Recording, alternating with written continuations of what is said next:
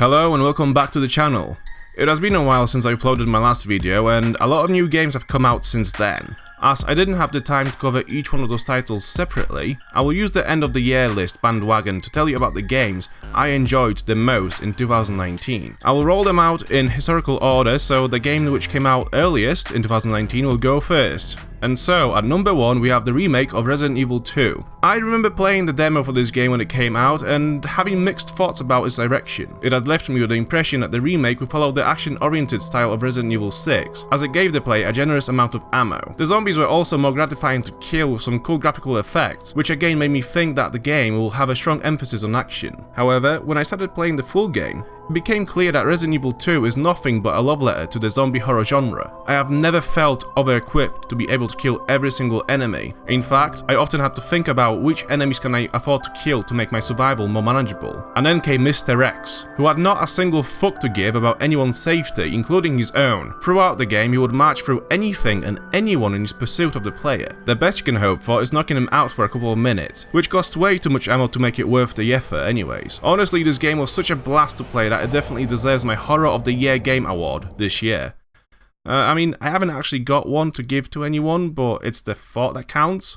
The next one up in 2019 for me was Sakura Shadows II, which is another Souls-like game by From Software, of Dark Souls fame. Sekiro exceeded any of my expectations in a samurai-themed mix of what made the Souls games into a big hit, and action stealth mechanics. Some fans of the Dark Souls trilogy found the combat system in Sekiro too challenging, with its over-reliance on parrying attacks. While I admit that shifting from blocking to parrying is a bit of a challenge, I think that Sekiro is quite kind to the players, with its time windows for parrying. While the game allows you to play stealthily, I would have liked to see that route more fleshed out. I think it would have been cool if the game could be finished without having to engage any lesser enemies in combat, but then again, that might be just me wanting a new Tenchu game.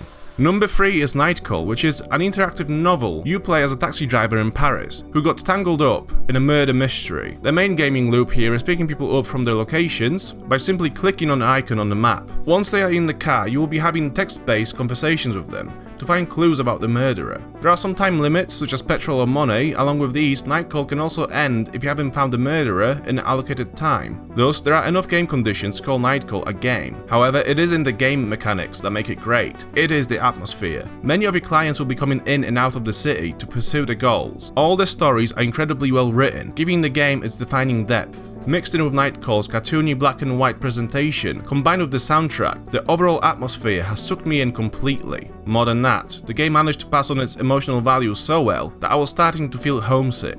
I can't remember the last time a game has managed to infect me so much with its own mood, and for that reason, Nightcall is a game that truly made an impact on me in 2019.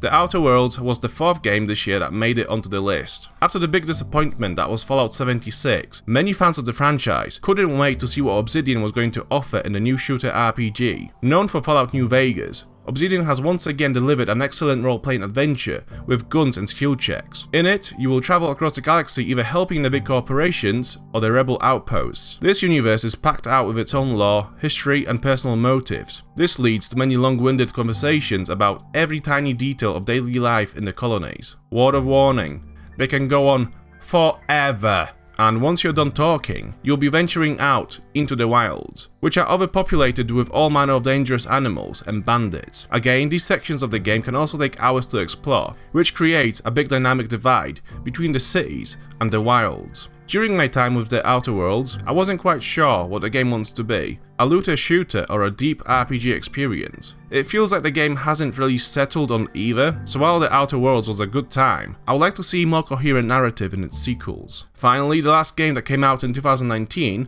that made it onto the list is Star Wars Jedi Fallen Order. It is another Souls-like title, but what's interesting is that it was published by EA. You know, the same EA that has been slowly burning its franchises alive for the past years, including Star Wars? But hey, they managed to release a good game and I'm still a bit shocked. What is interesting about Fallen Order is that it is published by a big company that wants its products to be accessible. It is also a Souls-like title, which is a genre that isn't very accessible. This creates an interesting divide in the game, where it plays like any popular action-adventure title 1 minute, but then a minute later, it has you yelling at the screen because you have died to the same enemy yet again. And you have lost your experience points, and that sucks. Because this game wants to be accessible and challenging at the same time, it doesn't really know what experience it wants to give to the player. Does it want to give a Jedi power fantasy, or does it want to test your mastery of the game? I don't know. You don't know. They don't know.